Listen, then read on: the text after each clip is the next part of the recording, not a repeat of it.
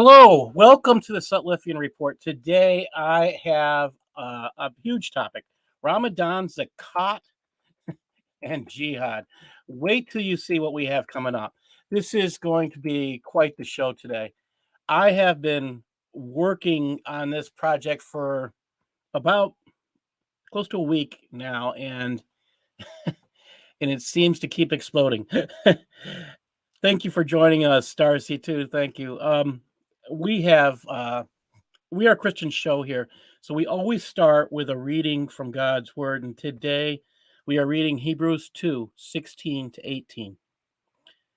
For verily he took not on him the nature of angels, but he took on him the seed of Abraham. Wherefore in all things it behooved him to be made like unto his brethren, that he might be a merciful and faithful high priest in things pertaining to God, to make reconciliation for the sins of the people. For in that he himself has suffered, being tempted, he is able to help them that are tempted. There's an American saying, walk a mile in my shoes. You can substitute for my, his, her, or their, yet it remains the same. It's about judging.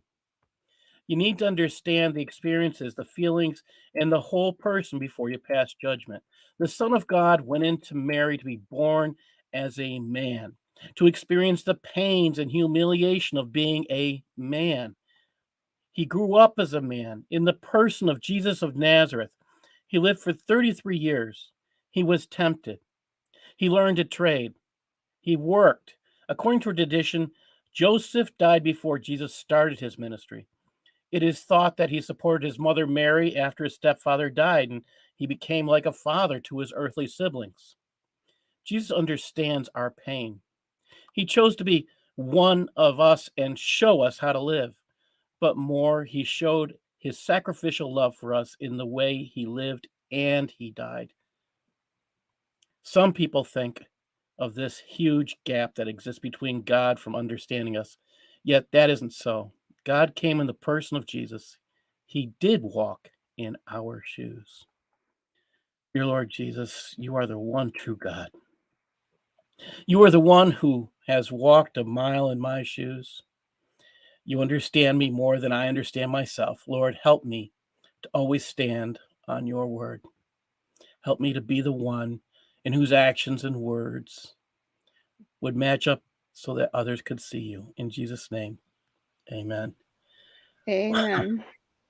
Now, today, I am going to be sharing this project I've been doing, and I find it humorous because as I work on this project, more news comes up to verify it. I'm talking about just before the show, about 5 minutes before the show, I got a news piece that backs up what I'm saying.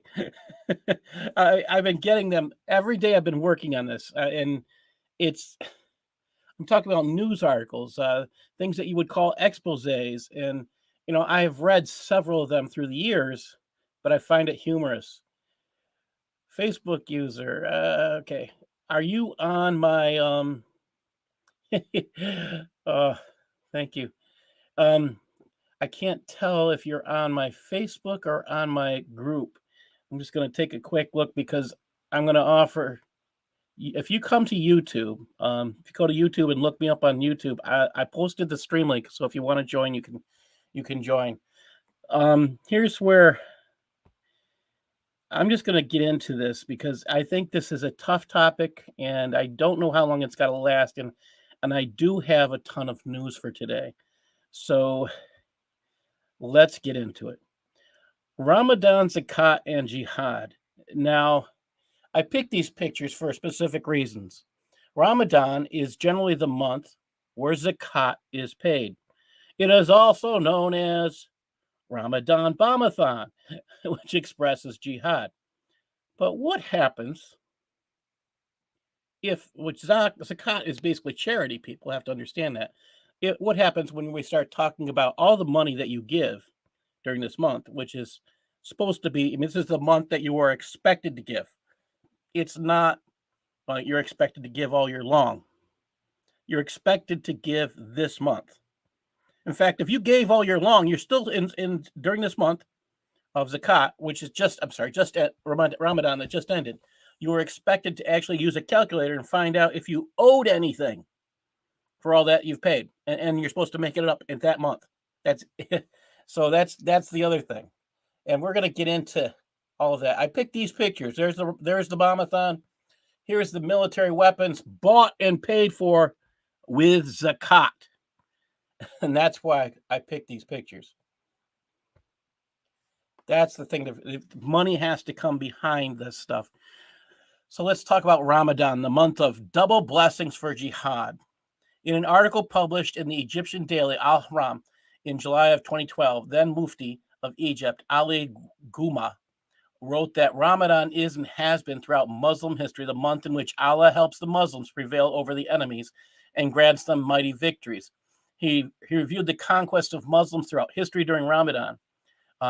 And he said, throughout the history of Islamic civilization, Ramadan has been not only a month of worship and of growing close to Allah the Almighty, but also a month of action and jihad aimed at spreading the great religion. When the soul grows stronger and the spirit soars, and its inevitability affects the body, which also grows stronger. For the body is the mirror of the soul. That is why throughout Muslim history, Ramadan has been a month of great conquest. It's not said here, but this is the month of double blessings for your actions of murderous intent. That's the kindest way I can put it. I don't know if that's even nice. So I wanted to talk about Zakat, and that's what this is really about today. In Zakat, it's called, in the beginning, this is the third pillar, okay? And this is where it gets important. It says most of the pillars copy previous beliefs and practices. So these are pillars you think about these pillars that we're told about, these 5 pillars, they existed before Muhammad did, before his time. They were pagan practices. Zakat, however, started with Muhammad taking 20% of the spoil, the booty, after raiding a caravan. This amount had to be set apart, including 20% of the slaves taken before. So he took 20% of the slaves. I want you to think about that. So everybody else gets, they put all their booty in one spot. And then they figure out what 20% is, and that goes straight to Muhammad. So you got 20 gold, you got 100 gold bars. Zakat, in his belief right then, was 20%. So he would get 20 gold bars. If you had 100 gold bars, he got 20. If you had 100 slaves, sex slaves, he got 20. Start thinking about it that way. This is how it started. However, Zakat is generally paid during Ramadan. And this is the interesting part. Now, I went to Muslim Aid and I used that a little bit, but here's what it says. Can Zakat be donated ahead of Ramadan? As previously mentioned, Zakat may be paid at any time of the year. These times include prior to, during, or subsequent to Ramadan. Lots of Muslims decide to donate their Zakat during Ramadan, as this is when they are able to reap the most rewards. As well as this Zakat al-Fitr, Fitrana, will need to be paid during Ramadan by all adults with food in excess of their needs. Now, let's talk about what Zakat is. This is where it gets interesting. Zakat, let's keep it going now first about what Zakat under Muhammad meant. Muslims give Zakat is of what is they own for 1 year.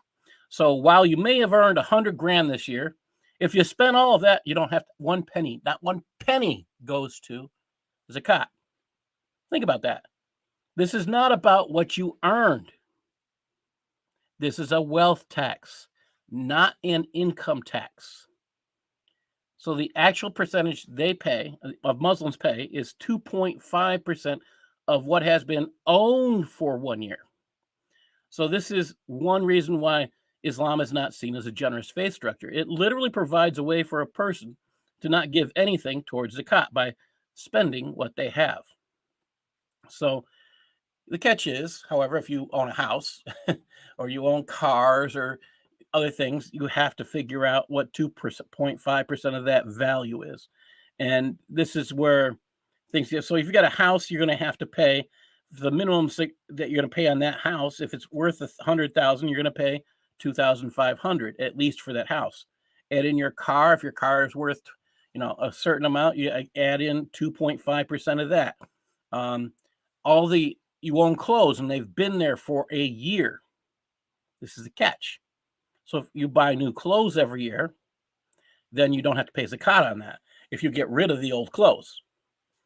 So this is where we start talking about value. You have investments, you have gold, you have silver. There are actual amounts of the zakat that is taken. So this is, this adds up. It's a wealth tax, not an income tax. And I think sometimes people get that mistaken. So the people who would really be in trouble here, having to pay a lot more than the average bear, would be the people who are born into wealth. And they would have to be constantly making payments, it would seem. You own several houses, you're having to pay that tax of zakat. So this is, again, I'm going to tell people, buy the book Reliance of the Traveler. If you don't have that, you really need to buy that to start to grasp some of the stuff we're doing here, talking about today. So I want to get into the hadith. Now, the reason why is because there's a question. Where does this concept of 2.5% come from? It doesn't come from any known place. Not in the Quran. It comes from records in the hadiths. So this one comes from Sahih. This is a Sahih hadith from Musnad Ahmad 711. The book reference is book 5, hadith 144. It says, the messenger of Allah said, I have relieved you of zakat on horses and slaves, so give zakat on silver. For every 40 dirhams, 1 dirham. There is no zakat on 190, but if it reaches 200, then 5 dirhams are due. So let's take a look at that. 40 times 0.025 equals 1. So that's the 2.5%. All right. And then if you're talking about the 200, okay, and then you times that by 0.025 and you get 5. So that's where this 2.5% comes out.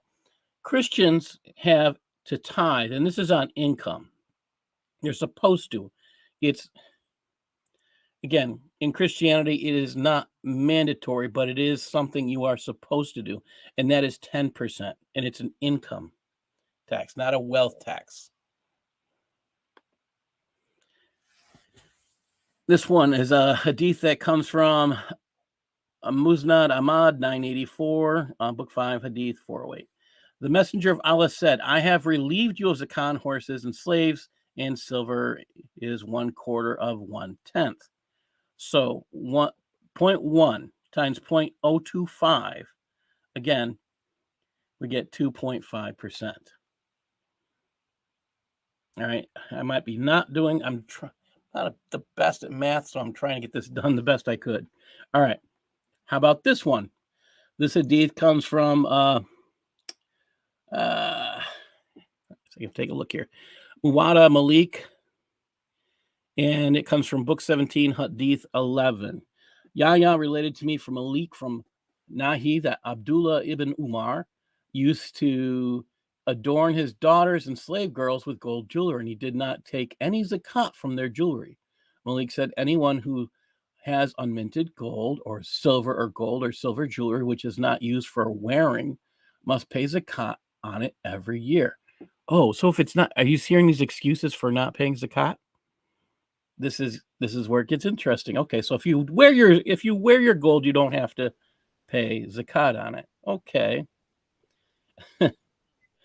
Zakat is paid only when jewelry is kept for purposes other than wearing.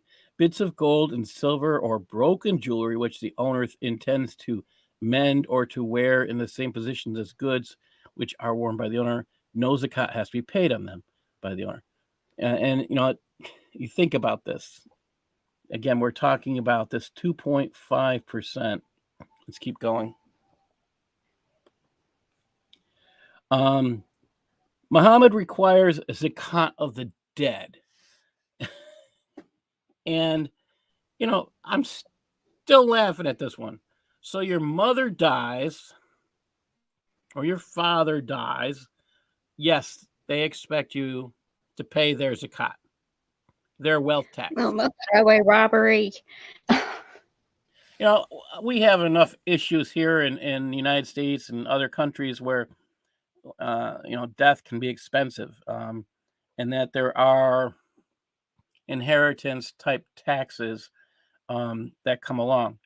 But if let's say your mother died the month before Ramadan, they still want her zakat, the tax on her wealth. This comes from Sunan al-Nasi. It was narrated from Aisha that a man said to the messenger of Allah, "My mother died unexpectedly. If she had been able to speak, she would have given charity. Should I give charity on her behalf?" The messenger of Allah said, "Yes." So he gave charity on her behalf. So this concept of paying for dead people that died that year, now have to, can you imagine being the child of someone who died? Now you're responsible for their financial obligations to paying zakat. Now we're going to get into what zakat actually is supposed to be used for. So that's going to be more, it's going to add up. So here's the other thing about Muhammad. When Muhammad liked something, he wanted more of it.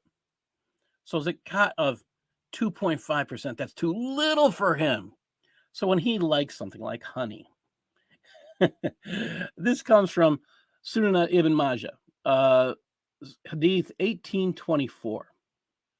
The Prophet took 1/10 of honey as zakat. So you had 100 quarts, you had to give him 10. And, he would have been happy. Okay, great. This just says something. He makes these rules up as he goes to please himself, but this is kind of what we expect. Muhammad gets what he wants, but again, zakat is what Muhammad makes of it. Okay, let's get better. All right. So where does zakat go? The Quran states in Surah 960, surely alms are only to the poor and the needy and those who collect them, and to those whose hearts are inclined for the next, ransom for slaves and for debtors, and for the sake of Allah and the Son of the Way, an ordinance from Allah, and Allah is knowing wise. Okay, this verse poses problems, starting with, how does Allah receive his portion? In addition, it is important to understand that Muslim scholars differentiate between the poor and the needy, something no other culture does. Then there's the next big problem is the passage, to those whose hearts are inclined. This speaks to paying people to convert to become followers of Islam. What do we call paying people to become followers of Islam? I call that bribery, but in Islam it's lawful. They will pay you if you become a new convert. They're going to give you money, and okay, that'll probably be the last time you get it. But they're going to That's pay one you. of the reasons Islam is supposedly growing so fast. Yes, in fact, I have been reading this past year. I've been reading about them making payments to new believers in Europe, and again, they collect zakat for this purpose. And wait till you hear what we're going to talk about what it has to be used for, which each Muslim is required to donate to. And that's where it's going to get really interesting. So we know that they have to figure out the wealth tax. You can go and you can find zakat calculators telling you exactly how much you have to pay. All right. And that's important. Now, if you think about it, that's not so bad. But imagine, I'm going to go back when I got this a little bit. I got this one out of place. I'm sorry. Muhammad took zakat given to support the poor and needy for himself. So we talked about the poor and needy. What if Muhammad decides he needs it more than they do? Well, he takes it. Sahih Bukhari, book 24, Hadith 95. This is narrated by Anas. Some meat was presented to the Prophet, and it had been given to Barira, the freed slave girl of Aisha, in charity. So she was somebody deserving of charity. Definitely. She was a slave girl set free. She didn't have much food or anything. They gave her food. Aisha gave her food, but it was taken from the slave girl and given to Muhammad. Yeah, it's okay. But that says something. Okay, let's go on. This is Sunan Anisa, book 34, Hadith 42. It was narrated that Anas that some meat was brought to the messenger of Allah and said, "What is this?" It was said it was given in charity to Bariah. He said, "It is charity for her, a gift for us." What does that say about this prophet? Oh, I mean, you have to start thinking. He's willing to take from the needy, and he's not needy? All right. Now, there are 8 different types of the word charity here is zakat. All right, 8 different types. And I think this part is kind of interesting. And let me just get to the screen because I have something I think I have to read on this one. All right. Yep. Okay. So let me get to zakat al-fitr, given by the head of the family before the start of Eid prayer. There's sadaqah, is referred to in any act of kindness. Well, yeah, again, kindness is not. That's not the same. That's not zakat. Okay. So why they put that there, I think I have a reason why I believe it's there. Zakat al-mal, 2.5% of a Muslim's accumulated wealth calculated yearly, and the proceeds should be distributed among the poor. Is it 2.5%? No, this is misinformation. Why are they giving you misinformation here? Well, because they think that the non-Muslim is reading. It's not 2.5%, the accumulated wealth tax. Again, they call it a wealth tax here. But why are they saying al-mal? Why are they saying the whole 2.5% goes to the needy? That's not truthful. Let's find out what Sharia actually says. This is where it gets interesting. Sharia mandates how zakat can be used. Now, it has 8 categories of recipients. It is obligatory to distribute one zakat among 8 categories. Okay, so that means if you divide up your money, the wealth that you have to give out of that tax that you've decided, you've come to the determination, you have to divide it out. 12.5% it must, there is no exception, go to the poor. It must go to 12.5% must go to people short of money. Okay, 12.5% must go to the zakat workers. Okay, this is the administrative costs. Okay, 12.5% must go to those whose hearts are to be reconciled. Oh, 12.5% must go to those purchasing their freedom. Think about that. So 12.5% of zakat in Islamic countries is going to purchase the freedom of slaves. Do you think they actually did that during Muhammad's day? During the Islamic, I mean, I have a hard time believing they bought slaves' freedom, but and this is in the Sharia, so it's got to make some sense. Okay, 6, those in debt. Again, it's required. They must give. It should say, that's my mistake. It should say 12.5%. Must give that. Again, they have to divide this up into. Now, the 7, those fighting for Allah. These are jihadis. Okay, 12.5% of every Muslim's zakat, according to Sharia, must go to those fighting for Allah. These are for jihadis. And it's very specific how that money should be spent. That includes buying their weapons and anything they need to carry out their acts. So think about that. Zakat went to the attack on 9/11. That's the things people need to think about. How about this next one? Travelers in need of money. Again, 12.5%. That's the 8th category. So just take a quick look here. If anybody joined in, I have to keep going between screens. I apologize. All right. Can Zakat go towards building a mosque? Now, did you hear anything in there that led you to believe that that could happen? It says, No. did anything that was given tell you that you could give money, your zakat, to a mosque and that it would support the well, let's see, that you could give 12.5% of your zakat, and you could, maybe that might work because if the people who are working in the mosque are considered administrators of zakat, okay, that would cover it.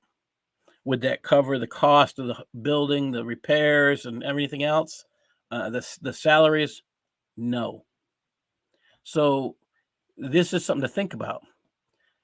And again, if you're looking at the 8 categories, there's nothing there to cover the imam. There's nothing there to cover anything else. So they're probably looking for a little bit more than your zakat. So this is something to think about. Again, the wafer, for the cause of Allah, those in debt, those in bondage, such as captives and slaves, new Muslims. Again, that's bribery. Zakat administrators, such as charity. Oops, got to go back one. The needy, someone in hardship, the poor. Again, no other faith structure differentiates between the needy and the poor. I don't know why they consider this important. I can't figure that out. But for some reason, they do see that it is important. Let's keep going. 1/8 of zakat must finance jihad. Well, let's keep thinking about that. 1/8 of zakat must finance. Oops, go back a bit. Gotta get my mouse back. All right. And here we go. All right. 1/8 is the equivalent of 12.5% of all zakat donated by a person each year that must go to paying for people who wage jihad. Some Muslims will claim this is a lie, but it's recorded in Sharia for all to see. We get this from our Alliance of the Traveler, H8.17. The 7th category is those fighting for Allah, meaning those engaged in Islamic military for whom no salary has been allotted in the army roster. The comment here is that those who are volunteers for jihad without any payment, they are given enough to suffice them for the operation. Even if they're wealthy, they get weapons, mounts, clothing, expenses. So what you think about that? All the money that was, that goes towards an act of terrorism, Islamic terrorism, that every dime of that is supposed to be paid for by zakat. Think about the Muslims in your community.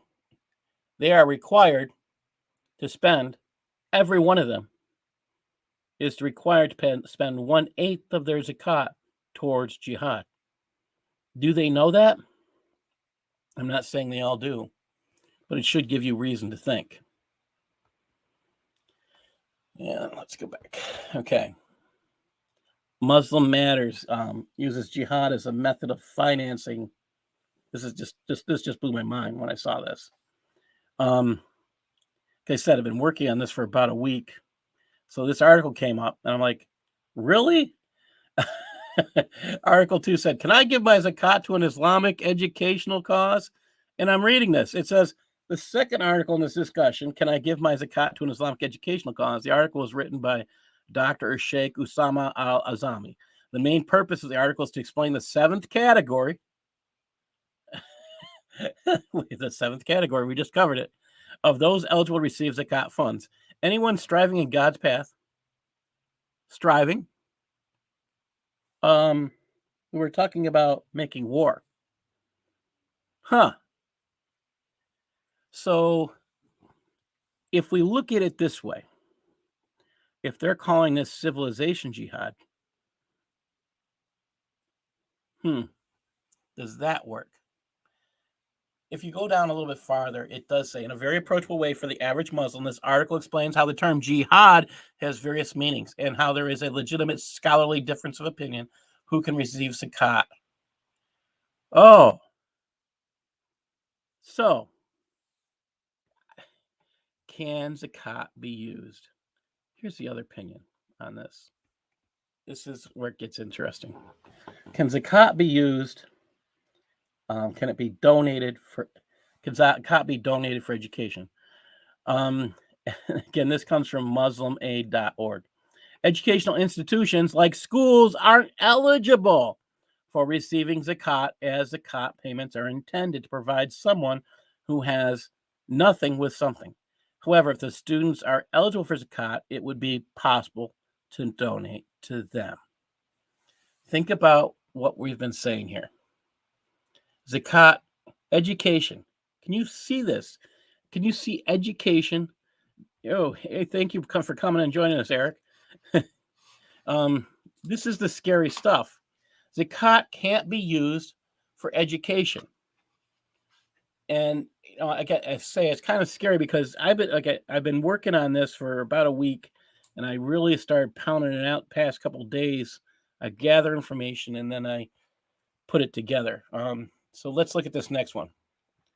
Islamic charities discovered to support jihad. Everyone should be familiar with this one.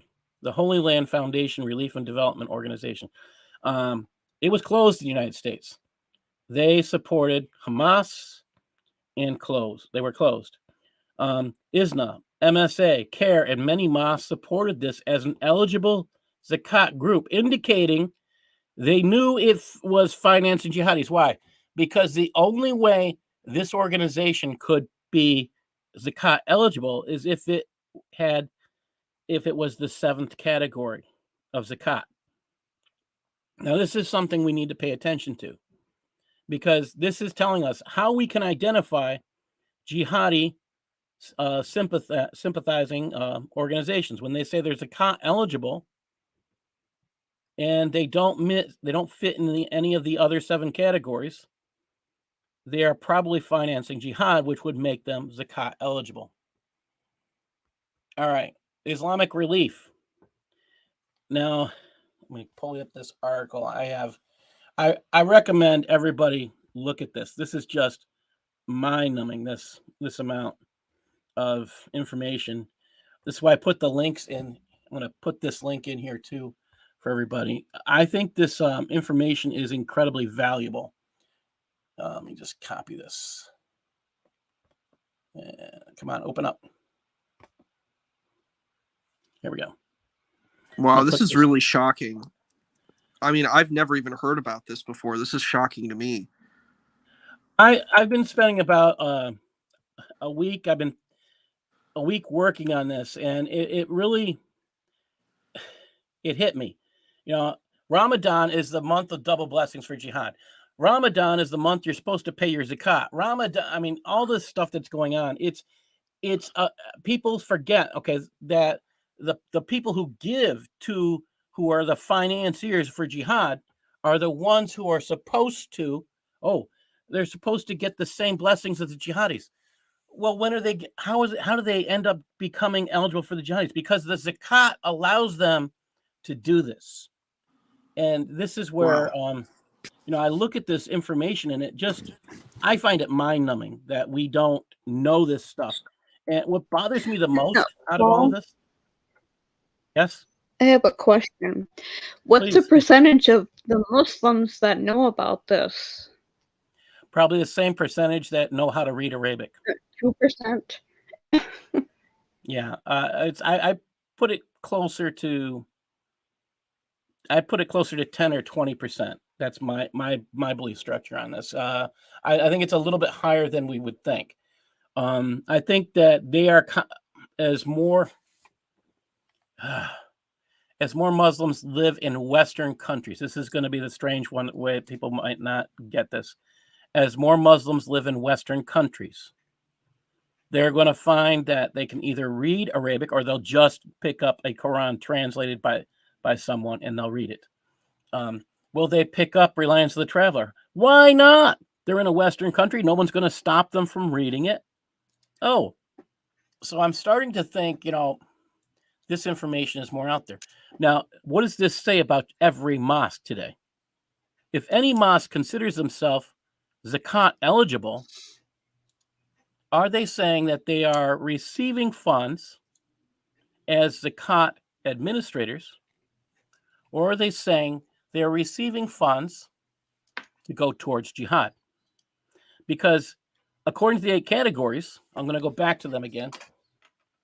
There is nothing here that finances a mosque. Nothing. Can I ask? I'm sorry, I don't mean to interrupt, but I have a few questions. This is just kind of shocking. I mean, I don't know, my experience with ICNA and ISNA and MSA, it's like, I would never think that they would even accept any of this stuff. So it's like, where, like, tell me about the research. I'm sorry I came in a little bit later. It's kind of horrifying because, I mean, from when I've been to some of these events and stuff like that. Yeah. And it seems like they're, relatively nice people, and they want to help the poor and stuff. So, I mean, this is kind of shocking. The MSA is the first Muslim Brotherhood organization in the United States. And they're the first recognized Muslim Brotherhood organization in the United States. They created ISNA. All right. So that is Muslim Brotherhood. And when we look at it this way, if these are Muslim Brotherhood organizations, they endorse jihad, civilization jihad. So they will receive zakat in the belief that what they are doing is an act of jihad.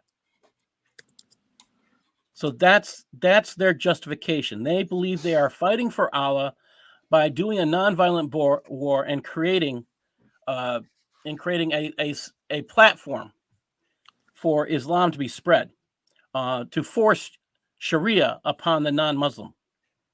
And this is the actual, again, you're looking at this, is when you look at these 8 categories, I mean, Eric, I know you're here. Can anybody tell me if you see anything in these 8 categories that would support a mosque?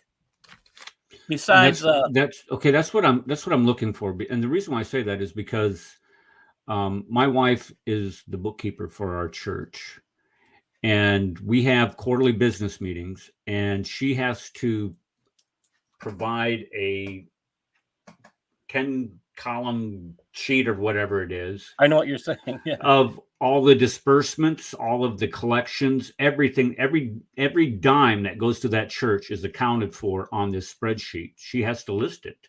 Yeah. And when we start looking at, okay, the biggest cost is going to be the pastor's salary, but then I don't see an imam salary here. Is there one on here? No. Zakat workers admin cost. Okay. Yeah. Okay. That's how I'm looking at. That's the only place I can see that you would be paying. Okay, administrative costs, but then if you're only paying administrative costs, you're only getting 12.5% of a person's zakat. This is where it really reduces what the person's receiving. Again, they only pay 2.5%, and it's a wealth tax, not an income tax. That's extremely important to understand. This is not an income tax. It's something. Zakat is on what you have owned for a year. It's only on what you have owned for a year. So if you've owned a house, yeah, you have to pay that. So yes, and UA just said, my understanding is zakat is not allowed to be paid to a mosque. That's okay. Exactly. So let me ask this then. So if I have let's say I have a $300,000 house, and that is my net worth. Okay. So okay. I have to pay, because that is the amount that I have. That's the net money that I have. My net worth. Wealth, not money that it has to be wealth. So okay. So it's not like a house or anything. It just has to be money. Your house is part of your wealth. Okay. So that's what I'm saying. I have to pay. I'm going to have to pay at least 2.5%. $7,500 a year, just because just on the value of my house alone. That's not my cars. That's not my other properties. I mean, then that's you have to add in. Okay, even to the point where you're adding in your clothing, the value of your clothing, the value of. Well, that's not a lot. Livestock, if you have livestock, I mean the value of. So there's ways to get out of paying a lot of zakat. So you can transfer. You can give money to. You can transfer things, and I think there's a lot of cheating that is done within the Islamic community to avoid paying so much. But this you is would have the same thing with the Christians. I mean, we're supposed to pay 10%. Yeah, I know, but then we're not. Again, we're supposed to. It's not a mandatory thing. However, no, it's not. No, it's in not. Islam, it's mandatory. If it was, there'd be nobody in the church. Nobody pays 10%. Well, I'm not saying nobody, but I mean, a lot of people don't. I mean, when you're in the church, I mean, you drop a $5 bill in the collection plate every week, and you drive, Ford F-150 that's only a year old. I don't know. It's just so let's go back here. Anyway, I'm sorry. Yeah, this is the stuff. Now, I think it was really important what Isa was saying. How could they receive? Now, Holy Land Foundation was endorsed again by Hamas, by ISNA, by MS, by Muslim students, all the Muslim Brotherhood organizations. I say CARE, but CARE was actually created just after or just before this went to court. CARE is named as a co-conspirator in this trial. So is ISNA. So unindicted co-conspirators, I have to say. All right, let's look at this one, Islamic Relief. Now, I put the link in the chat room to this. Why did I do that? Because I have to see if I can go to page, page 10? You can go in, you can see why this organization, they called it's eligible. They'll say they're giving money to certain groups and stuff. But if you look at the organization, let me just go. I'm looking at the executive summary. I'm on page 3 here. It says terror finance. Islamic Relief has long been accused of funding terror. Both Israel and the United Arab Emirates have designated Islamic Relief as a terror financing organization. In 2005, Russian authorities accused Islamic Relief of supporting terrorism in Chechnya. And in 2012, the Swiss banking giant UBS closed down Islamic Relief's accounts, blocking donations coming from customers to the charity, reportedly over terror financing fears. 4 years later, HSBC did the same. In the Gaza Strip, Islamic Relief funds, organizations closely linked to the terror organization Hamas. In February 2015, for example, Islamic Relief UK, using Swedish monies, funded a project run by Al-Falah Benevolent Society to provide for displaced families. Al-Falah is run by senior Hamas figure Ramadan Bomb-a-than and Jamal Hamdi al-Haddad, who manages a Hamas-run Hebrew language program for Palestinians in Gaza titled Know Your Enemy. What do you think that money goes towards? And then they endorse hate preachers and on and on and on. So some of this stuff, you sit there and you go, wait a minute, is that even possible? Yes, that's the stuff that gets you. But there's more than this. All right. And let's go. Okay. How about this one? Let me pull this one up. And I'll put this in the chat room just a minute. Now, I love the Investigative Project on Terrorism, one of the most highly respected organizations out there. And here we go. And that should be in the chat room now. I recommend this website to everybody. And let me read this. This is about an organization. This is the first organization I'd heard of before. I heard about the Holy Land Foundation, but I'd slightly heard of this one beforehand, and I didn't know why, but I'd heard of it. Okay. I'm just going to read the article. This is by Stephen Landman for Investigative Project on Terrorism. New details show Islamic charity funded Chechen militants. Pete Seta, the founder of Islamic Charity in Oregon, funneled $130,000 to an organization that required its graduates to commit acts of terrorism. A previously unreleased interview with a former Russian Federal Security Service operative shows the new details into Seta's financial dealings and his leadership of the now defunct Al-Haramanian, I can never pronounce that correctly, Haramanian Islamic Foundation were revealed in a sentencing memorandum filed. Again, this was written in 2010. So this is back in 2010 that the I think it's Al-Haramain. Is that right? Al-Haramain. Haramain. Okay, thank you. Sato was convicted in September 2010 of filing false tax returns connected to his funneling money to Chechen Mujahideen, and is scheduled to be sentenced. Okay. The report in an interview, this goes on. Again, if you look at the organization, the only thing that makes it Zakat eligible is Jihad. This is the stuff we need. It's so simple. This is the thing that bothers me. Charities. The federal government could easily go and look at Islamic charities and see, they say they're Zakat eligible. Are they calling themselves Zakat eligible under category 4? If they're saying that, what are they really saying? Are they picking category 7? If they're picking category 7, what are they really trying to tell us? And that's the things we need to look at. All right. How about this one? Islamic charities discovered again. We have Qatar Charity. French intelligence reported in 2013 that Qatar Charity funded an Al-Qaeda-linked terror group in Mali called Ansar Dine. It's also helped finance the 1998 Al-Qaeda bombings of the U.S. embassies in Kenya and Tanzania. You know who else was there actively involved in that? The Muslim Brotherhood. The Muslim Brotherhood. Let me just provide the Muslim Brotherhood link here. The International Institute of Islamic Thought was asked by ABC to take them to see bin Laden. This is shortly after the bombing of the Cole, USS Cole.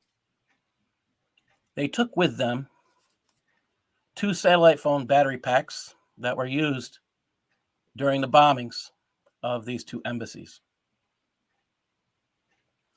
Thank you, IIIT.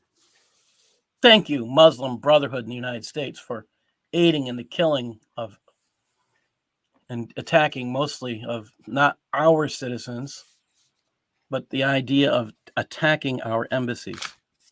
And you can't tell me that the Muslim Brotherhood is a nice guy thing when they're involved with Al-Qaeda, involved in killing our people. Qatar Charities has legitimized itself through partnerships with mainstream Western charities, including the Bill and Melinda Gates Foundation. Nice to know the Bill and Melinda Gates Foundation is connected with supporting of what? Yeah. Qatar Charity can only be eligible with category 7. Unless they're giving money to the poor. And then you'd have to really prove it to me, because they're spending a large amount of that money on terrorism. Think about it. And then there's a Prince of Wales Charitable Foundation also involved in this. Some of this stuff is just disgusting when you start to think about it. How about Isna Canada? Isna Canada. Was that Prince Charles? Or? Yes, I think it was. I go back. Yeah, I can't track of who. Prince of Wales. Okay. Yeah, that would be Prince Charles. You're correct. ISNA Canada. Evidence suggests that ISNA Islamic Services facilitated donations that may have ended up in the hands of Hizbul Mujahideen, HM. As a result, they lost their charity status. ISNA Canada's ISNA Development Foundation charity. Again, hear that foundation development? That doesn't sound like anything that gives money to the poor, does it? Sounds like they're building. There's no reason for that to be called Zakat if you're building a mosque. It doesn't work. It has to be category 7. And this is the stupidity of the people in the United States not knowing this. How can our intelligence service not know this information? This is the stuff that makes me angry, that it's impossible for them to not know this unless they are willingly ignorant. In July 2013, ISNA's Development Foundation charity status was revoked for raising funds that may have reached militants in Kashmir. In July of 2013, the Toronto Star reported that ISNA Canada may have funneled $280,000 to terrorists in Kashmir. Islamic charities. Here's another one. I wanted to read this one. I'm picking on Canada because it's right across the pond from me. Come on, work. Here we go. And I'll put this link right in the chat room. I'm going to reason I'm going to tell people just after I give this link in the chat room, you want to go there. It's a government Canadian site that I'm giving you. This will blow your mind. It is now this is by the government of Canada. It lists Irfan Canada as a terrorist entity. This was in 2014 on April 29th out of Ottawa. The Honorable Stephen Blaney, Minister of Public Safety, Emergency Preparedness, today announced that the government of Canada has lifted the International Relief Fund of the Afflicted and Needy Canada, Irfan Canada, as a terrorist entity under the Criminal Code. Irfan Canada is not a for-profit organization operating in Canada. Between 2005 and 2009, Irfan Canada transferred approximately $14.6 million worth of its resources to various organizations associated with Hamas, a listed terrorist organization under the Criminal Code. Now, a lot of these organizations that I'm talking about today are still existing and still operating in many of the countries that United States. They're bringing it back. A lot of this started coming back under Obama. I don't have much respect for a person who brings back terror finance. Then there's the well-known Al-Qaeda terror finance organization known as the Benevolence International Foundation. Sounds like a nice thing.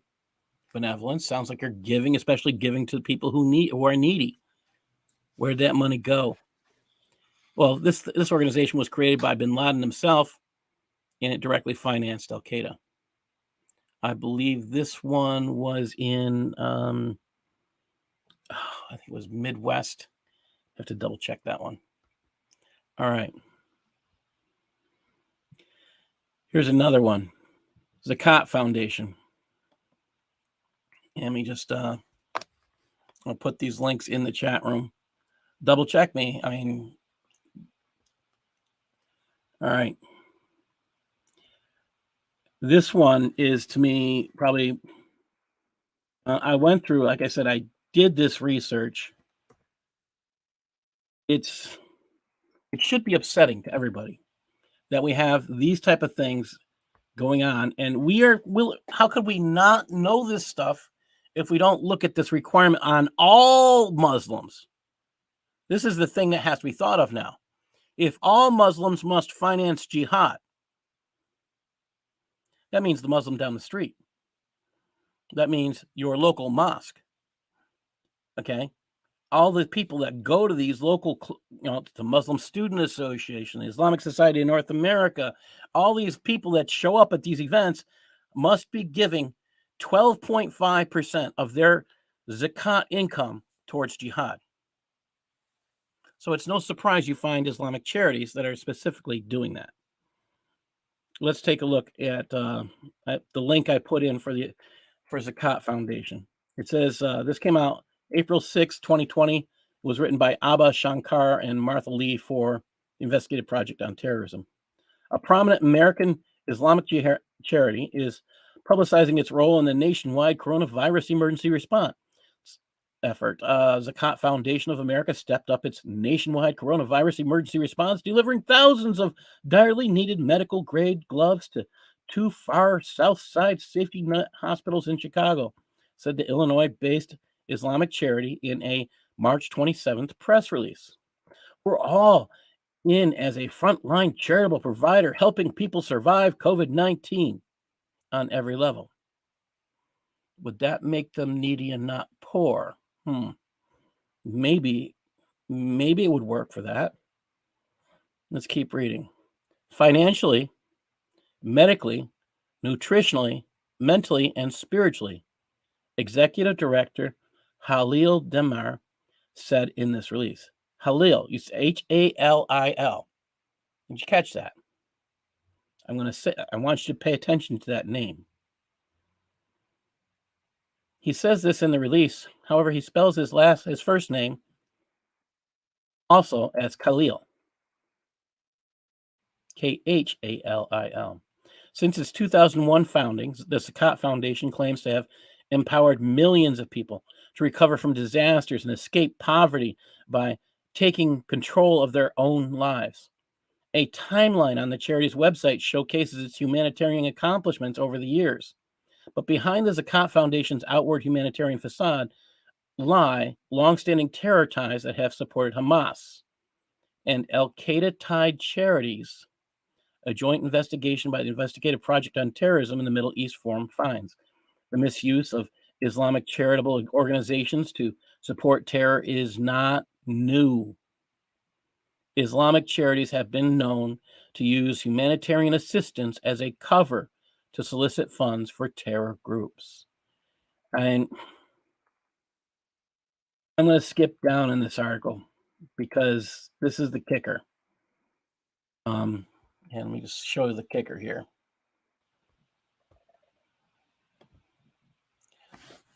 Halil Demir was also the public relations officer for the Benevolence International Foundation, which directly financed Al-Qaeda. Sounds like he got off pretty easy, doesn't it? And what did he do? He set up another organization to give money towards jihad. Think about it. Treasury Department designated BIF and related entities as terror financiers in 2002.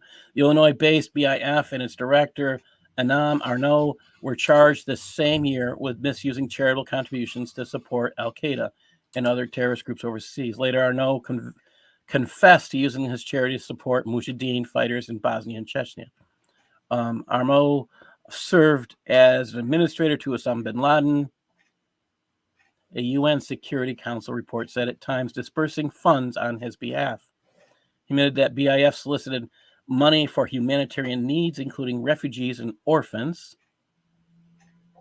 Anytime you start mentioning orphans and you're talking about Islam, I start to think that they are using that money towards jihadis.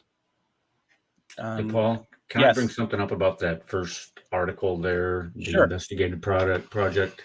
I was just glancing through that. It says that they gave this, if Irfan Canada, yes, gave over $14 million to Hamas-associated organizations from 2005 to 2009. Yes. Now, here's the catch. A lot of the organizations we're talking about are still allowed to exist, or they reorganize. See, Care Canada got caught doing the same thing. Care Canada no longer exists. Now they're the National Council of Canadian Muslims. Guess what? They have the same officers. Really? Yes. So let me just get this straight. Okay, so once they get busted for financing terrorist organizations, they shut down, they disband. Well, I mean, what is it, like a corporation or an LLC? They or shut down like the corporation, and that's how you look at it. They shut down they removed the charitable. It's no longer a charitable organization. They closed its bank accounts and everything. Okay, However, so they close everything and then just open up a new corporation with a different name, but it's the same people running it, same offices, yes. same. We had that happen here with it was Islamic Association of Palestine became CARE. Yeah. Islamic Association of Palestine got caught financing terrorism, and But now we have the Council on American Islamic Relations. Didn't a bunch of those guys get put in prison though? I mean, isn't that am I with right CARE? on that? No. The first one, the Islamic Organization of Palestine that you were talking about. Did they get? They got for different crimes, but not related to their financing of terrorism. Oh, for okay. different So crimes. it was just other crimes other than financing terrorism. Okay. Yes. Yeah. This is the scary, sick, sad truth. One of the reasons I know as much as I do on this is because of my studies in intelligence analysis.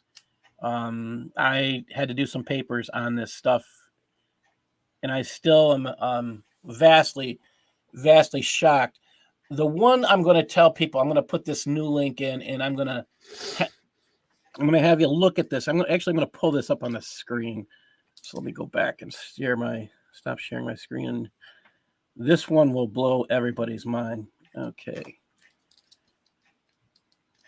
Now, we just talked about Halil, and he had been, the leader of the Benevolence Association, International Foundation, right? Okay. Wait till you see this. Halil is actually Khalil Demir. Can everybody see this? Yep. All right. So it says our leadership team. Okay. The guy who is behind financing Al Qaeda. All right. Okay. This is for Zakat Foundation. Okay. This is his daughter. Okay. So he's got the family involved. Does anybody know who this is?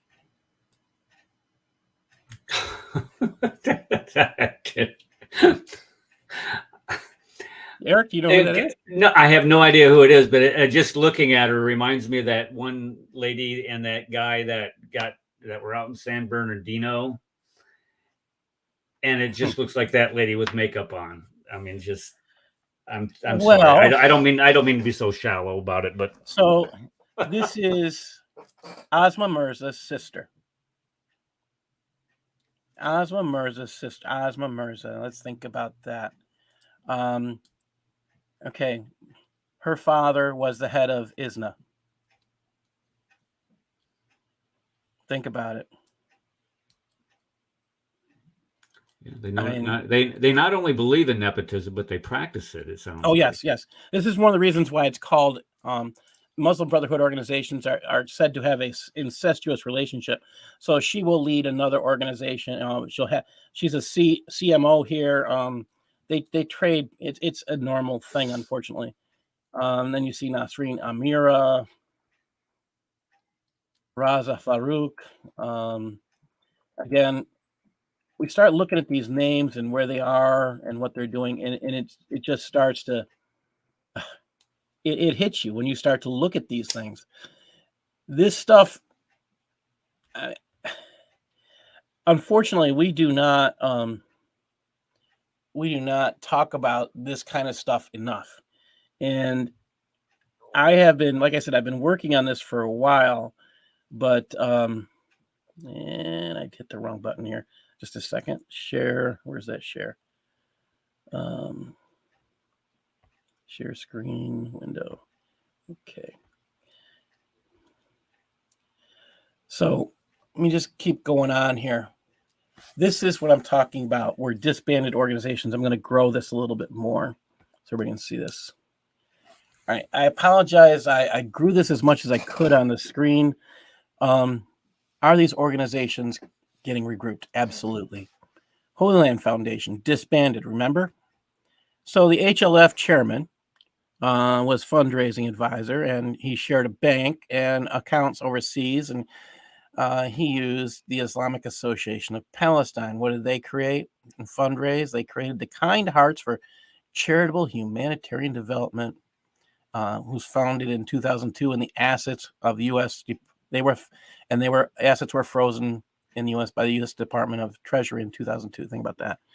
Now the fund going down that same side, former HLF fundraiser, now AMP board member, shares a board member, shares a donor organization with HLF. Think about that.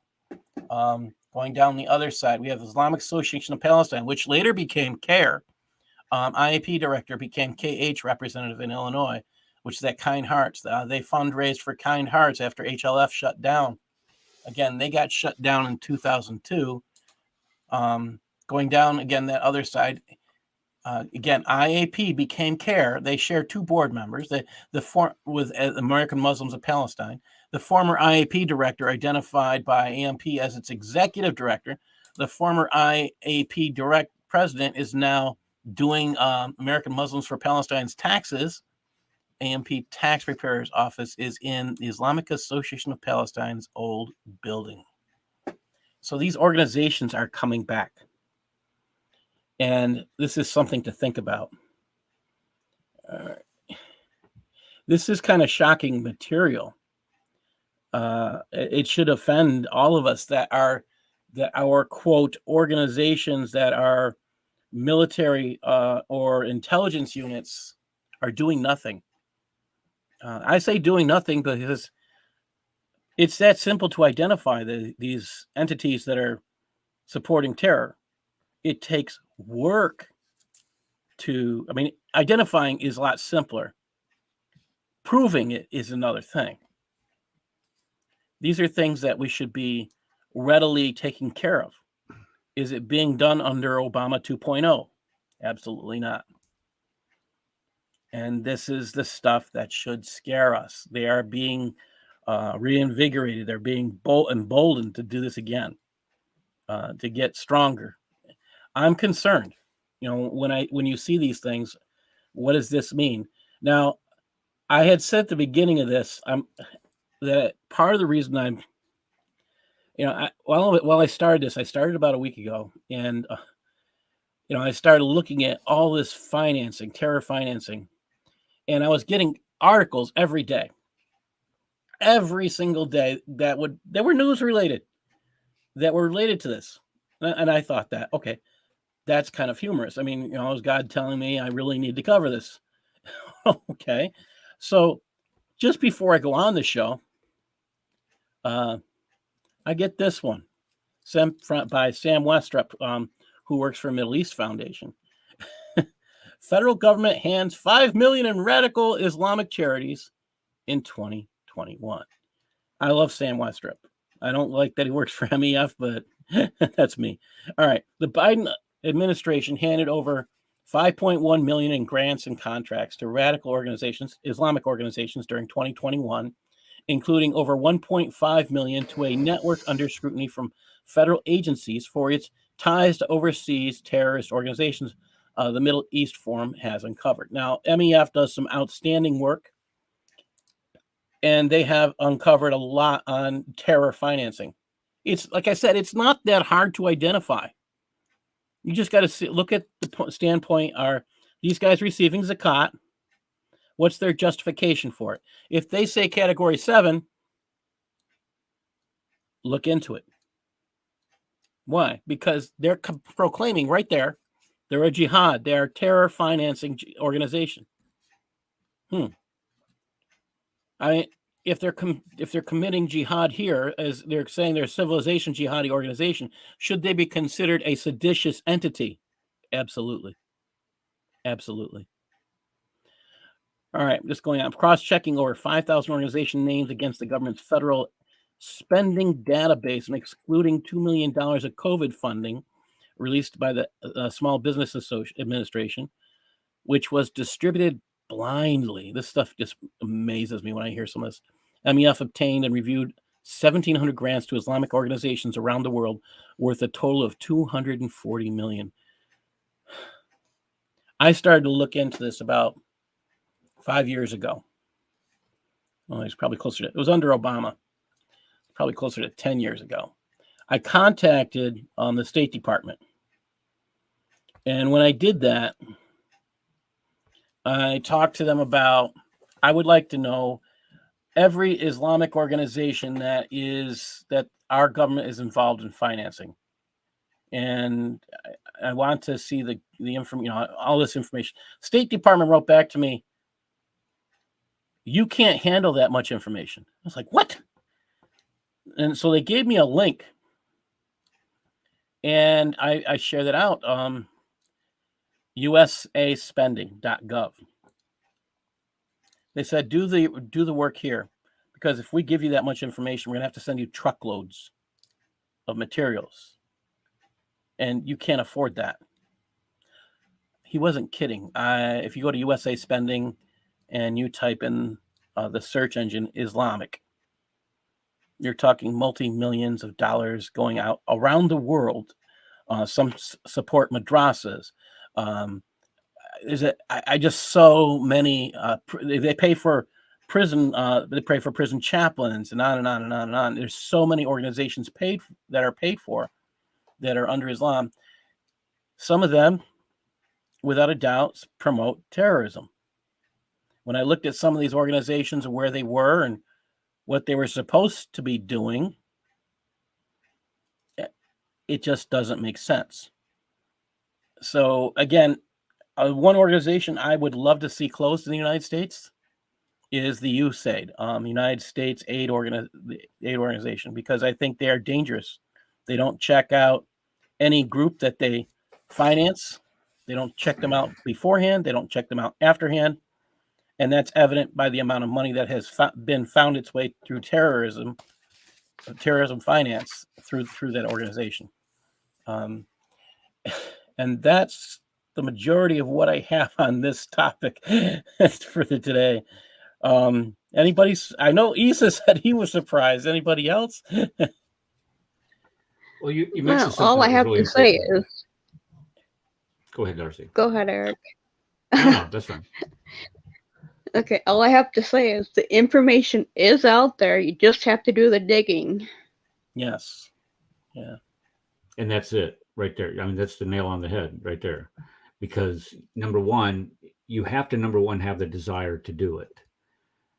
And then know the backlash, being able to withstand the backlash that's going to come at you once you publicize it. So if you get somebody and a reporter out there that goes in and starts digging out, starts going through these truckloads of information that Paul was told about, and you start unraveling this snake is what it is, and exposing the light of day to it, they're going to come after you with both guns blazing, for Pete's sake. Because if you cut off the money is the deal. It's always follow the money, honey. That's everybody's, and it's so true. If you follow the dollars, it'll lead you right to the causes and what they're doing with them. So when you have Hamas getting $14 million from a group from 2005 to 2009, here's the thing with 501(c), was it 501(c)(3), is that the okay? Yeah, that's right. Am I right? Okay. In order to qualify for that, you have to be able to open your books to the government to show legitimately that you are a nonprofit. And in a nonprofit, there are certain levels of, what's the word I'm looking for, where you don't have that privacy if you're like a private corporation, a for-profit corporation. So if you're getting a benefit from the government where you don't have to pay taxes, for example, churches, you don't have to show, you don't have to show how much money it costs to have the garbage picked up, but you have to be able to show total disbursements as far as, especially if you're giving away money to other charities. And if you're giving away money to like Hamas and you're considering them to be a charity, then that's something that should be like a red light, blinking light off of the ledger when people go to look at these things. And that's what USAID gets caught with constantly. That's why I'm saying I would love to see that organization closed. I think it's dangerous. I think it's dangerous to this country. And my personal thoughts are, this is a country the United States is a country that's in debt. So we shouldn't be giving our money away. And that's Right. my personal in-depth thought on that concept. It's all about following the money trail. We have outstanding men and women who do that. We have had some outstanding investigations go on. That's how Holy Land Foundation came down. I think the top 4 executives were jailed as a result. However, it's over 20 years. They're probably out now and starting a new organization. And as we saw in that disbanded organizations chart that I showed, they're coming back. And they're coming back with vigor. That's problematic. And this is where I disagree with the charge of terrorism. Charge them with murder. Charge them with sedition, charge them with treason. Terrorism carries in general a penalty of 20 years in the United States. Treason? Hey, Eric, what's that penalty for treason? Isn't it death? Hanging. Yeah, you can be hung. Yeah. I was just thinking about that though. I mean, if You remember the Johnny Taliban, that that guy that got caught with Al Qaeda over in Afghanistan initially? The American shot that CIA guy and killed him. Do you remember Yeah. this? Okay. Yeah. Okay. Yeah. If that guy does not get charged with treason, nobody gets charged with treason. I mean, you do not have a better example of a treasonous act than that. How about this one? I'm going to share another link here. And this goes into the next story. So this is off the New York Post, former University of Alabama student sentenced for hiding funding to Al Qaeda by Kenneth Garger. This came out the 28th. A former University of Alabama student was sentenced to more than 7 years behind bars. Okay, 7 years for financing Al Qaeda. This is an act of treason, people. Treason includes financing, aiding and abetting the enemy. Was Al Qaeda anything but an enemy? Was it ever a friend? I mean, they bombed the coal, they bombed our embassies, they took down and they attacked us on 9/11. How is this man not guilty of treason? Or girl? I look at it's supposed to be a girl, I guess. It's a woman. Ala It is a woman. Yeah. Abu Saad. Okay, don't look at the picture. Looks like a guy in a hijab. That's how I'm looking at it. I thought it was a guy. It looks like some transgendering dude, is what it looks like. But it looks like that San Bernardino chick that shot up that Christmas party. I'd be suicidal too if I looked. Golly, I got to stop that. I'm sorry, I shouldn't say that. Yeah, I should say. I apologize. I should have said that. This is, and we look at this. In 2019, this person was 26 and she pled guilty to a charge of concealing terrorism financing. Again, how is this person not guilty of treason? Why wasn't she appropriately charged? The charge should be treason. This terrorism charge needs to disappear, and we need to start charging. The first person that gets executed for financing terrorism because they recognized it as treason, maybe they won't be so openly bold about doing that again. But that's the problem, Paul. It's having the political will to do it, and nobody has the political will to do it. They're all afraid of their shadows up there, where they're afraid of being called an Islamophobe, a hater, a bigot, a racist, or whatever you want to call. Call somebody that speaks out against this type of stuff. They're afraid. Well, here's another one. Same thing. We put this one in the chat room here. Here we go. New Jersey man. It's again New York Post. You can tell I like the New York Post. New Jersey man lived double life as. And what just happened there? Screen blanked out. Everybody still there? Yeah. Okay. New Jersey man lived double life as sleeper agent for Hezbollah unit.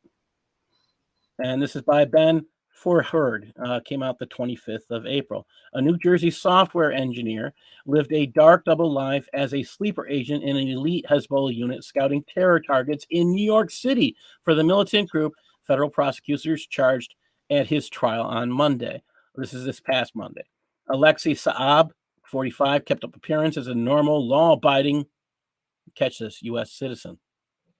How is this not an act of treason? Hezbollah. Is it recognized as a terror group? Absolutely. How is it not an act of treason? And was this guy getting, he's getting a few years. He was in, this is the thing that bothers me the most. And Claire Lopez talks about this unit a lot. Saab was recruited by the terror organization as a college student in Lebanon and rose up the ranks, ultimately enlisting in the External Security Organization, or Unit 910. Claire has been on my show talking about Unit 910. And that just says a lot. I mean, and okay, so we put him in jail. He became a U.S. citizen. See, he lied. I mean, again, in order for he got recruited in Jordan. This is another reason why we should just deport this man. We should.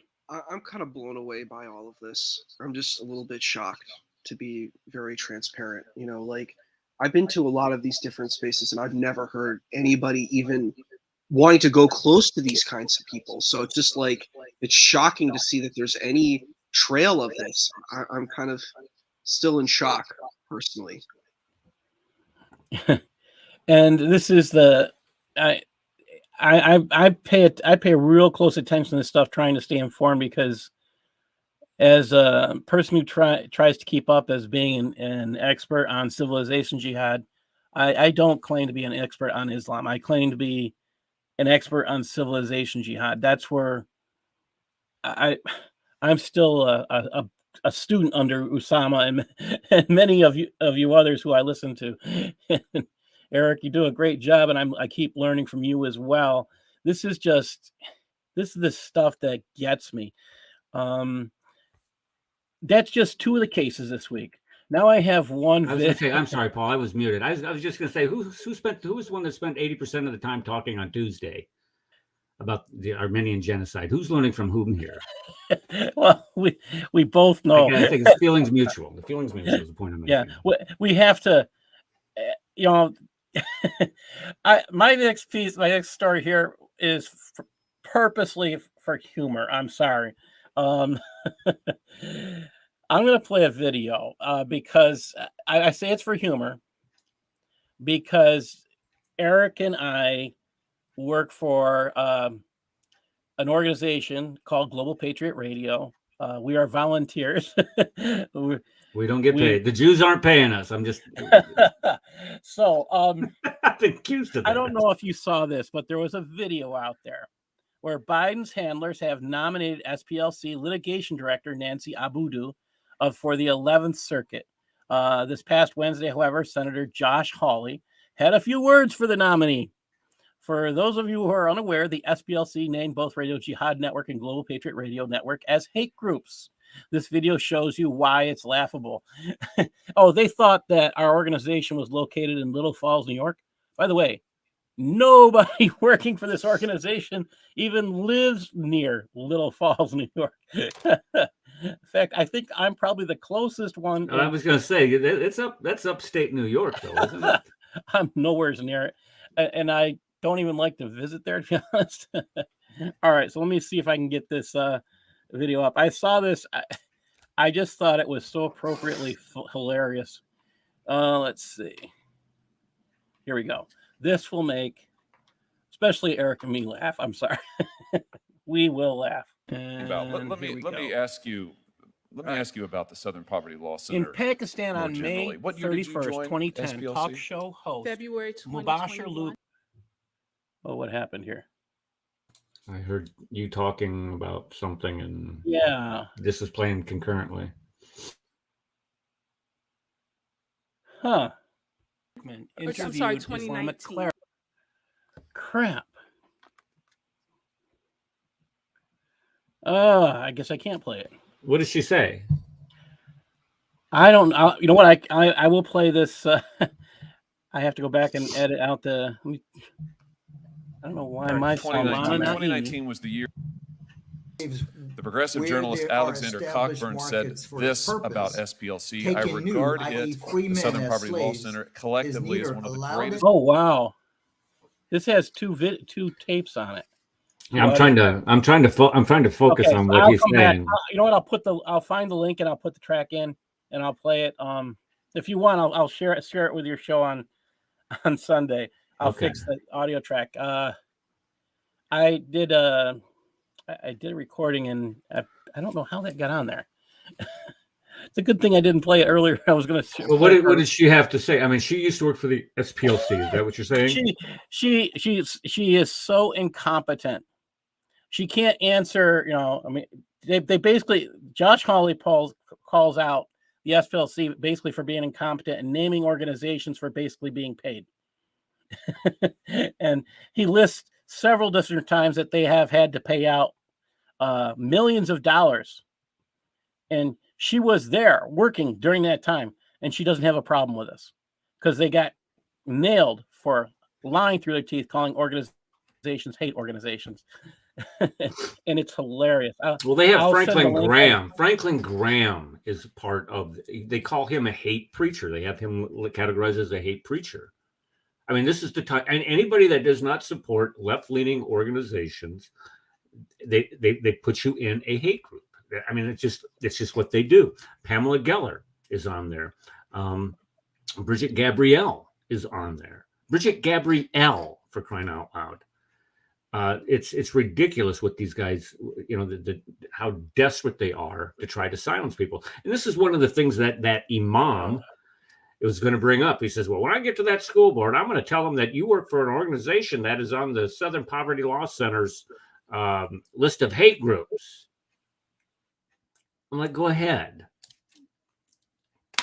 It's disgusting. Uh-oh. I'm actually kind of pretty shocked by that. Like, are you really on the Southern Poverty Law Center's hate groups? Yeah, it's true.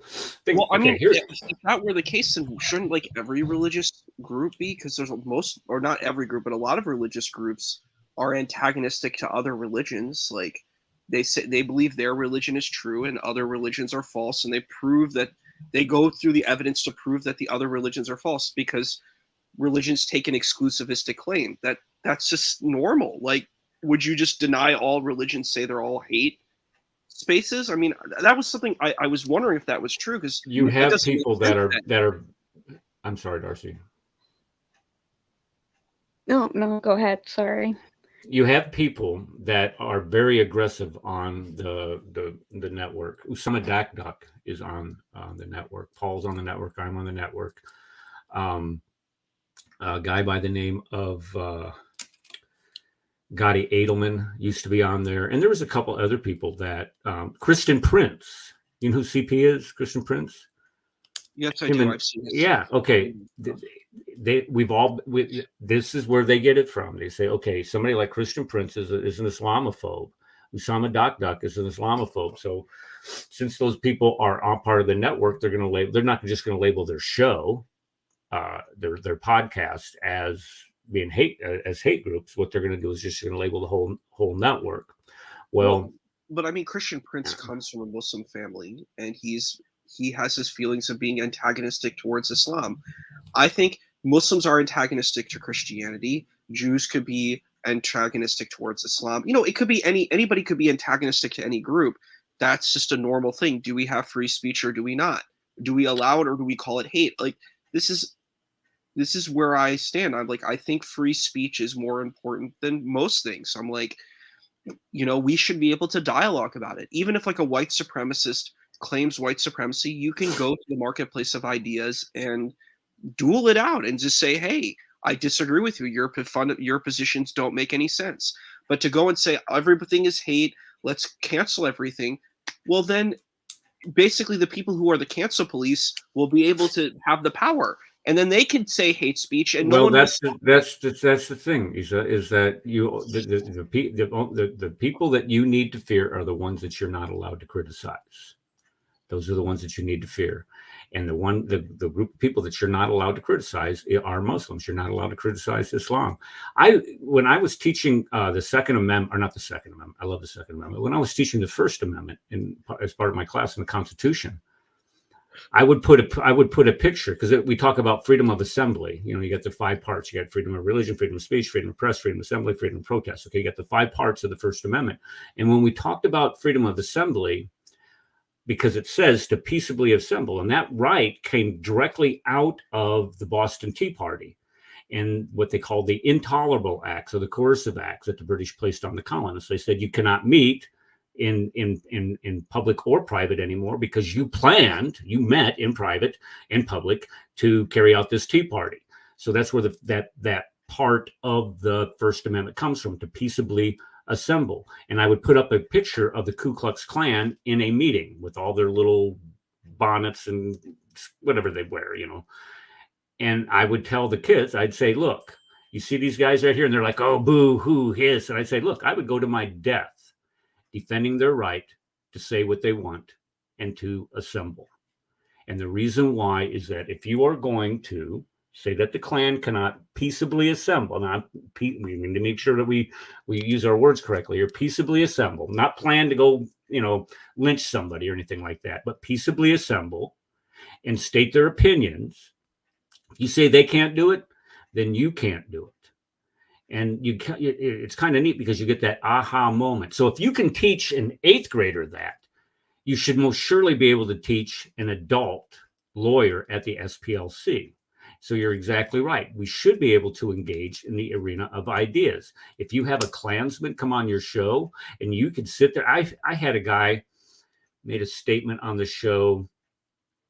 It's been a couple of years. It was when I was just doing the podcast. I wasn't doing the YouTube or the StreamYard or anything like that. And the guy said that he started talking about Black kids not being able to learn as well as white kids. And, everything that we had been talking to up to that point was pretty much, we were pretty consistent with our beliefs as far as religion was concerned. But just as soon as you said that, I said, you just go to hell. And I hung up on him. Sorry to bring you back in that part, Paul. But I was telling a story on a caller that we had on the show one time, said that Black kids don't learn as well as white kids.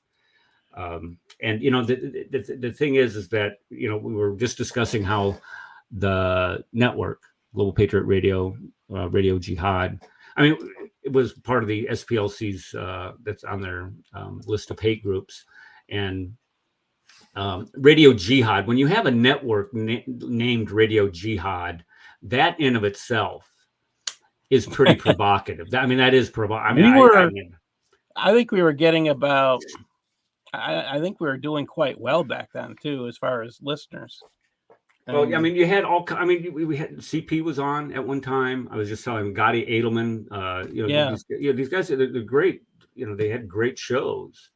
And I'm not saying that we don't have great shows now, but I'm just saying these guys are some very notable figures today that have been on the network before. And so, of course, the network itself is going to get attacked because you have very outspoken people that have shows on the network, and it's just a natural consequence. And like I said, the Southern Poverty Law Center says that Franklin Graham is a hate preacher. If Franklin Graham is a hate preacher, I want to be on that list with him. Well, we are. We are on that list. The thing to think about with SPLC is that they are a joke. If anything, that's the best you can say about them. There is on time as a clock. Oh, even a clock is right twice a day when it's broken. Yeah. So that's the accuracy of SPLC. The next article I had. Thank you for helping me out, Eric. I don't know. Well, Issa did the majority of talking. I don't know what's going on with. Every time I get into something controversial lately, I don't know what it is. I get booted at some point, and I don't know what it is. But I had to restart my computer in order to get back in. But here we go. This next article is on our bumbling idiot. No, he can't be. He's a man with dementia, and on his inability to grasp what's going on with Iran. Yahoo News ran an article, corrected official White House, worried Iran could develop nuclear weapon in weeks. I think that's hilarious because they're saying, oh, they're months away, they're years away. And then, now they're weeks. Oh, so which is it? So the article went on and it has Jen Psaki in it, so it's just even funnier. The White House is worried Iran could develop a nuclear weapon in weeks. Wait a minute. Everybody, didn't you just hear about Biden wanting to make a deal with Iran? Now all of a sudden they're concerned they're going to get nuclear capable. Did they come to some other agreement lately? Because my understanding was that it was kind of like right at the time that Russia invaded Ukraine, where all that was coming out, that they were doing some type of deal with Iran, and Iran is supporting Russia. And I don't know, maybe they just deep sixed it for now. until this whole Ukraine thing blows over. Well, Russia was controlling the deal. That's right. Russia was brokering that. That's right. That's what it was. They were brokering the deal. They were, yeah. Okay. I'm sorry. Russia was brokering the deal, and they were controlling it. And so our representative that was somewhat human, I say somewhat human, somewhat American, because to be involved in this, I think you'd have some serious humanity issues. But they decided to leave, and I find that humorous. They decided to leave and let Russia. They walked out of it. So the American side that was supposed to be represented walked out, and that says a lot to me. That a Biden official would feel his values are compromised, and they don't generally have very many values. So that one made me laugh. Here's another one. Again, these are things that I keep up on a lot of stuff, and unfortunately I can't keep up on all of it. But here's one from the Free Beacon. National security issues. Congress probes Biden administration after Taliban uses U.S. biometric data to target allies. I'm going to put this in the chat room just a second. Here we go. This one, again, if you think about Taliban using biometric data, Eric, you're a soldier. Are you ever supposed to leave something behind when you retreat? This is the thing I have not. Well, it depends on what type of retreat it is. If you're getting, there's a lot of. It all depends. But when we left Afghanistan and left all of that equipment, that's not a retreat. That was just brain dead. I wasn't ordered. They were told to leave that stuff because it's a violation of the military code of justice to leave your weapon behind. Don't you serve your person? Okay. Well, hold on. Okay. Okay. So it depends on how you're looking at this. If you're looking at it from an individual soldier's perspective, and you are subjected to the military code or UCMJ, Uniform Code of Military Justice, and you purposely leave your weapon behind so the enemy can have access to it. Yeah, you can be charged with that, of course. But if you're a general officer, for example, if you're this douche canoe General Milley, and you make a recommendation to the President of the United States, who is the Commander-in-Chief, and say, look, we need to leave all of this equipment back there because of X, Y. To be honest, I have no idea why they left all that equipment, and no idea why they would do that. If it was supposed to provide assistance to the Afghani army, okay, I can understand that. But to have a myopic view of how tenable the situation was for the Iraqi army versus the resurgence of the Taliban, you need to lose your job. You seriously do. To pull out of Bagram Air Base first, without vacating the prison that you have those jihadis in first, should be a court-martialable offense. That is gross negligence of duty to give up. Because look where they had to pull out of. They had to pull out of Kabul. They had to pull out of the nation's capital. They were downtown freaking Kabul, and you have a perimeter wall that was maybe, I don't know, 12 feet tall, 15 feet tall. And it leads right up to the airbase. You go up to Bagram. You have an entire mile, if not more miles, of a perimeter around that airbase. So the security situation, just to secure the airbase in Bagram, was exponentially easier than it would be in downtown Kabul. And like I said, whoever made these decisions on the ground, your career just needs to be over. You just need to go home. I don't know if they need to put you in jail, but you just need to quit. You need to resign and do the honorable thing. It's my understanding that Miley made these decisions from sitting in his comfortable chair in the Pentagon.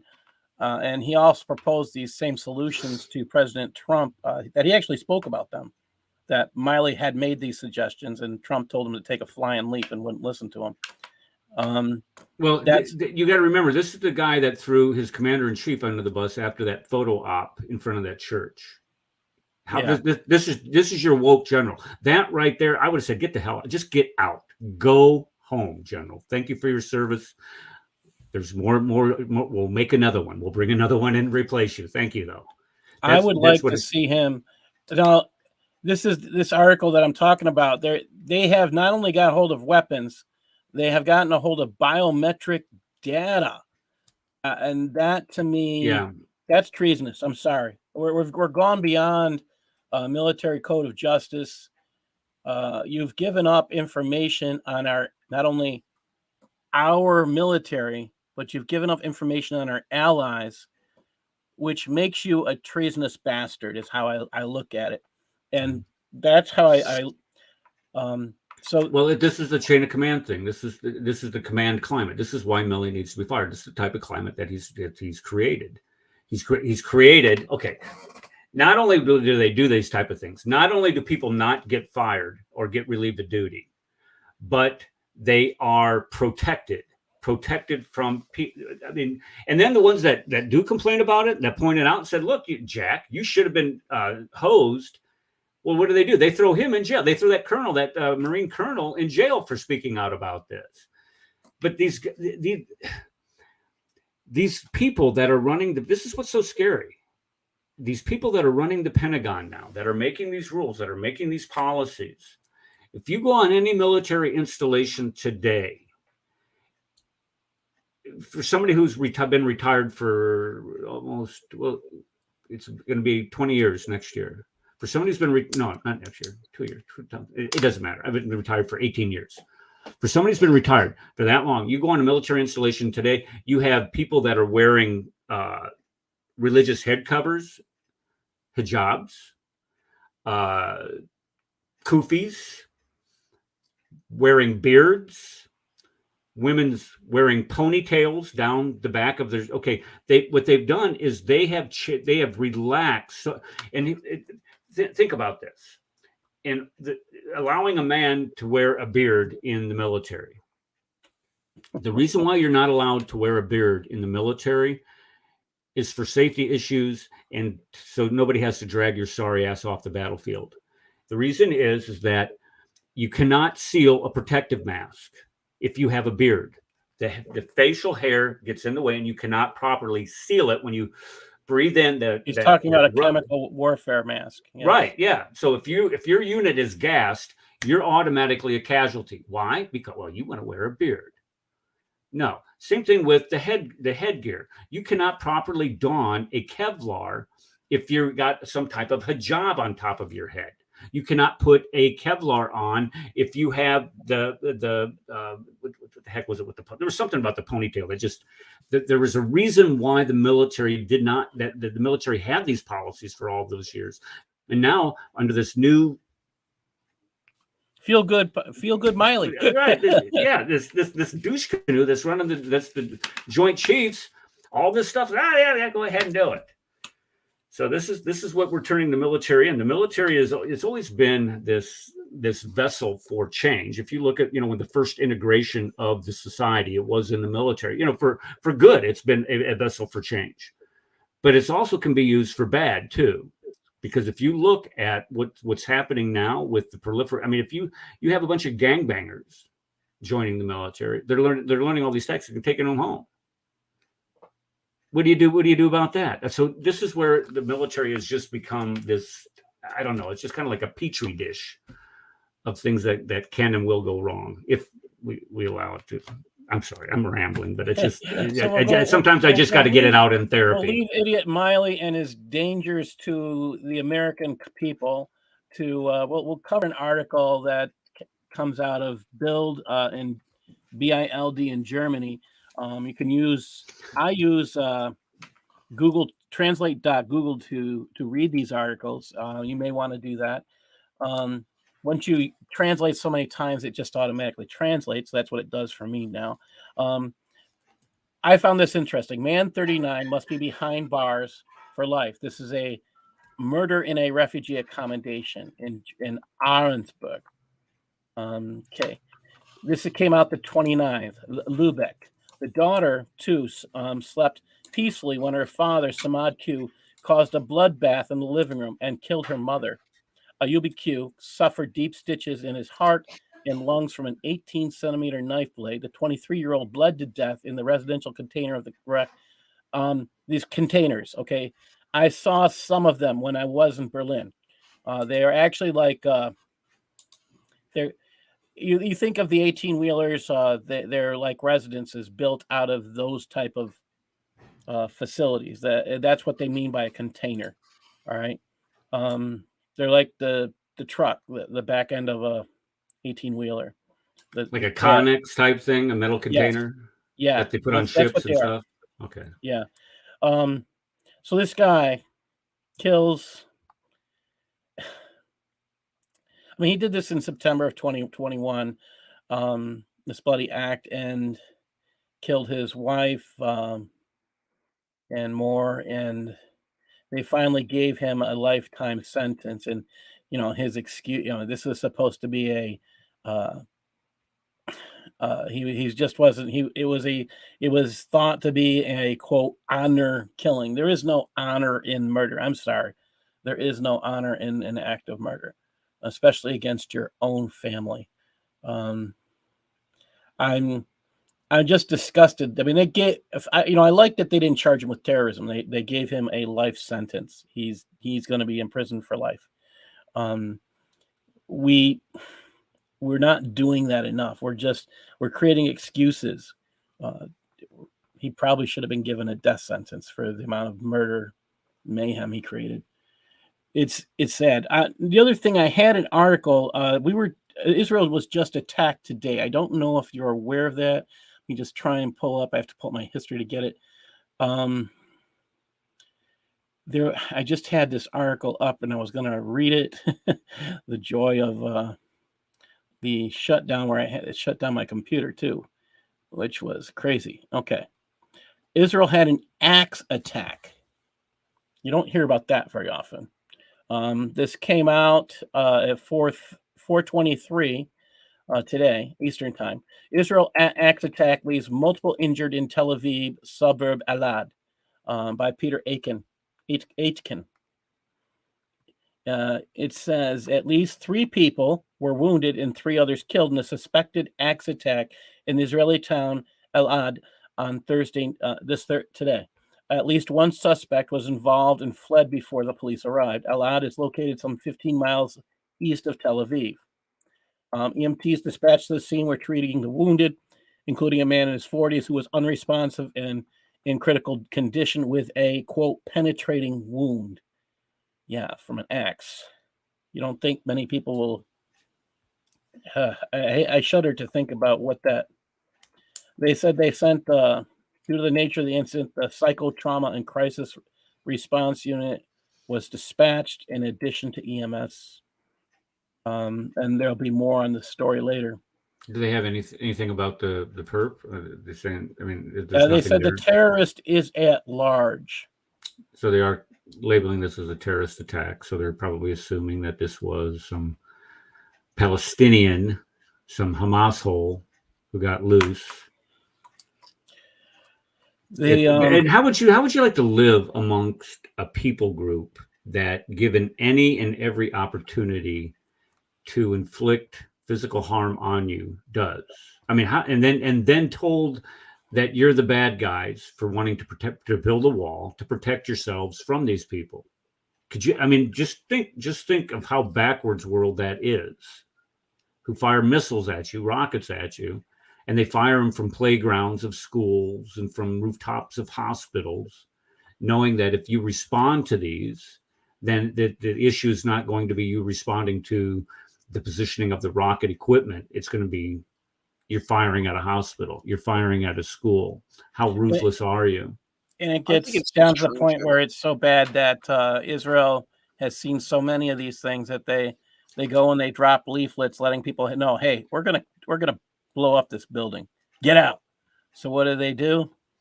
They grab children and they go to the top of the building so they won't be fired upon. Well, they've dropped leaflets on one building and everybody's running out of it. And the guy, they're calling the guy at the desk and saying, "Hey, look, dude, you need to get out. You need to get out. You need to make sure everybody in the building gets out." And he goes, "No, I'm going to die I want to die a martyr's death. You go ahead and bring it." Well, then get everybody else out. "No, they will die with me." This is the mentality. I mean, it's just. I don't know. That sounds like mental illness to me. Whoever believes that, it's like, it's weird that anyone would even take that as a spirituality that, to live, to actually find life through death instead of just trying to live the best life you can now and do the right thing to your They fellow want their humans. virgins. That's for the guys. They want their virgins, and they could care less about anybody else. Well, this is when Connie says that Islam is murdered. I mean, this is exactly what this is the type of behavior that she's speaking about. I mean, when your prophet, when your sunnah, your standard for conduct was a murderer himself, and engaged and taught these things. I mean, he said, if somebody offered you an eternity of lascivious life, as if you would only engage in some type of violence here on earth, would you jump? Would you be willing to jump on that? It's actually something that I've thought about. I thought about if someone would give me that proposition. It's interesting that you bring that up. I've really actually deeply thought about that proposition. Just kind of, sort of deconstructing what that even means. I would say, for me, I think for me, it's probably one of the most horrendous things I've ever heard about in my life. I said, first and foremost, the idea is, can I not find my own partner? Like, do I need to go through this process? I'm like, if these people tried to recruit me, I'd be like, you would fail, because there's no appealing thing about what you're offering. You're offering me something where I'm not even earning it. Like, I'm not earning the relationship. I'm not doing the work to get the relationship. I basically just get it for free if I do some activity that's pretty much against anything I ethically believe in.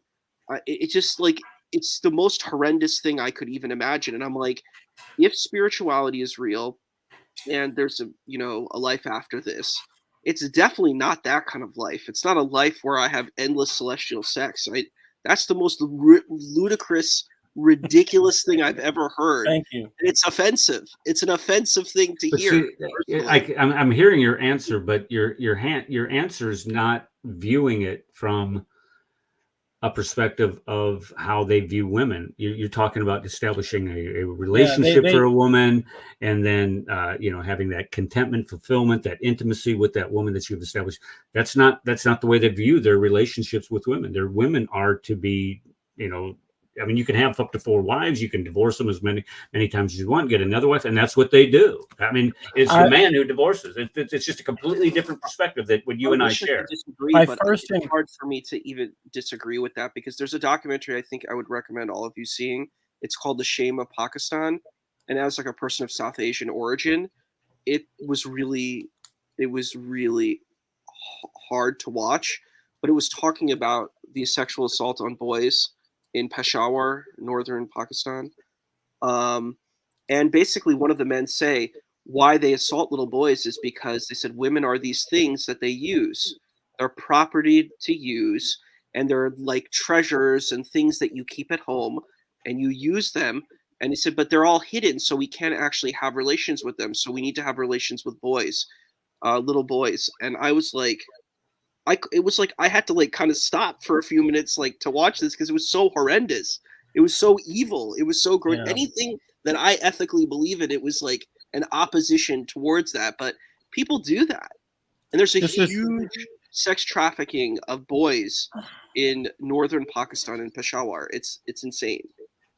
When my first encounter with someone from Lebanon was trying to explain to me why they hated the Jews so much, and why they, why they insisted on certain things.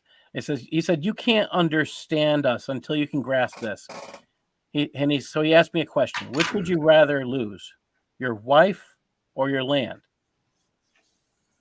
I says, land, because I'm losing. It says, no, He says, our way of thinking. I've been married for 36 years, Paul, so I'm thinking about it. Yeah.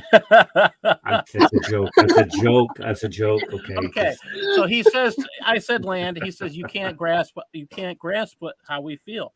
He says, you can always get a new wife, but you can't get your land back. And like, this was a teenager telling me this. And I was a teacher, and I was working with this kid, and I'm sitting here listening to this, and that was my first time encountering Sunni Islam up front and personal. And, you know, I think we had so many conversations after that to try and grasp this concept of women as objects rather than human. They don't see that, and that's part of the reason why they can offer them as they can look at. I mean, they can even think of houris as. I still don't think there's any description of beauty in a houri, but yeah. Well, we're almost down to the last few minutes, and I'm going to say thank you all for joining us. Eric, God bless you for helping me out a lot today, and Isa, I really value the input you put in today. And Darcy, thank you for being here. I'm going to ask everybody to go out and share this piece today because I think it is mind-blowing. Get it out to people who actually work for intelligence. Challenge them. If this is true, why aren't you doing your job? Basically, that's the stuff. That's the stuff that has to be asked. So God bless you all, and I'm going to just end by sharing a. Darcy, anybody one quick thing. Yeah. Just one quick thing that's been going through my mind for the past hour is you proved love of money is the root of all evil. Thank you. And Isa, if you could find that video and post it in the group chat, I'd like to watch it. Oh, the video I was going to show and I didn't? Oh, the one that Isa had. The movie Isa was talking about. Oh, yeah. Yeah, Isa, if you have that link. The Shame of Pakistan. Yeah, if you can Pakistan's hidden shame. I'll send it right now. I'll send it in the group chat. All right, I'm going to put in, if you guys want to support my work or my best suggestion is to go to Amazon.com and pick one of the books that I've put out. I'm going to be putting out The Cancer of Civilization Jihad in a audiobook pretty soon. So come take a look at that, and hoping to get out and just looking for some actual help. Get this information out. Part of our job as Christians is to share the truth. Part of our job as Christians is to make sure others are informed. So the stuff we've talked about today, what bothers me the most out of all of it is that people are not getting informed on their own. They're trusting others to do it for them. You can't be that way as a Christian. You have to do your own research. You have to find the truth.